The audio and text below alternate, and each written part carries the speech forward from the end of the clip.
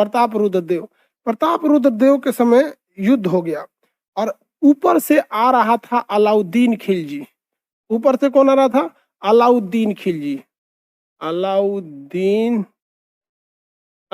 खिलजी आ रहा था। इसका जो सेनापति था इसका नाम था मलिक काफूर। मलिक काफूर, इसके सेनापति का नाम क्या था? मलिक काफूर नाम था। प्रताप रुद्रदेव पर आक्रमण करने के लिए अलाउद्दीन का सेनापति कौन आ रहा था? मलिक काफूर। देखिए, अलाउद्दीन जो था खुद कभी युद्ध लड़ने नहीं जाता था।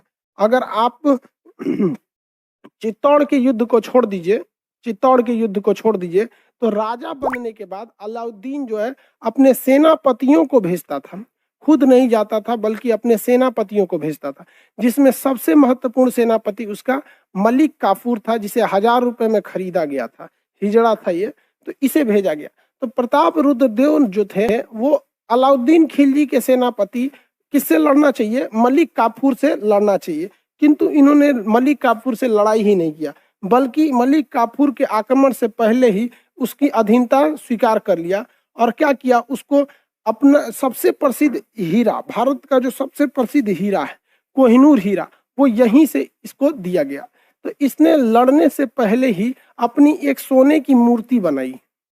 कौन? प्रताप रुद्र। सोना की मूर्ति बनाया, अपना सोने की मूर्ति बनाया और उस मूर्ति को जंजीर से लपेट दिया। इतना बड़ा मूर्ति बनाया अपना और सोने का मूर्ति बनवाया खुद का और उसको जंजीर से लपेट दिया, जो इस बात का संकेत था कि हम आपकी अधीनता स्वीकार करते हैं। और मलिक काफूर को बहुत सारी मात्रा में धन दौलत दिया और साथ में यहाँ पर कोहिनूर हीरा दिया, कोहिनूर हीरा दिया, कोहिनूर हीरा दे दिया यहाँ पर। उसके बाद अधीनता जब स्वीकार कर लिया, तो जब अधीनता स्वीकार कर ही लेंगे तो आपको युद्ध में मारा नहीं जाएगा, आपके साम्राज्य पर इसका अधिकार हो गया।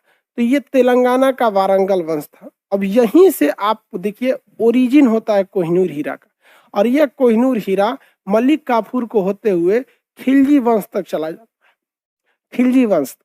उसके बाद तुगलक वंश में जाता है, सैयद वंश में, लोधी वंश में, लोधी वंश के बाद मुगल वंश में, मुगल वंश में बहुत सारे राजाओं को होते हुए इस पर आक्रमण हो जाता है नादिर शाह का, वो ईरान लेके चला जाता है, ईरान से इसको सिख छीन के लेके चले जाते हैं, सिखों से अंग्रेज ले लेते हैं, अंग्रेज लेके विक्टोरिया को चले जाते हैं। तो ये कोहिनूर हीरा का एगो अपने ससुरा का इतिहास है, बड़ी बड़ा है।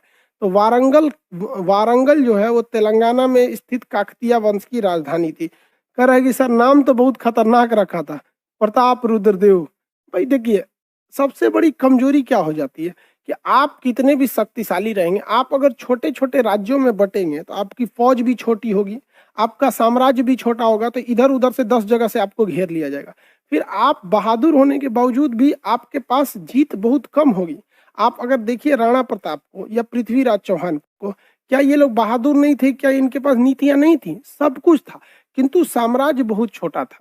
साम्राज्य छोटा होने की वजह से ना ही सेना बड़ी हो पाई, ना ही हथियार एडवांस हो पाए, ना ही पैसे के मामले में हो पाया। तो युद्ध में बहुत ज्यादा चीजों की जरूरत है। अगर साम्राज्य बड़ा रहेगा, अब जैसे चाइना को देखिए ना, कितना ओर से घेरिएगा चाइना को, इतना बड़ा है। और सिंगापुर इतनी चुकी है, सोचो किधरों से घेरेंगे, घेराएगा कौन चीज, इतनी देर में चल जाएगा। तो साम्राज्य भी मायने रखता है। इतना समझ में आ गया? ये हो गया वारंगल का काकतीय वंश।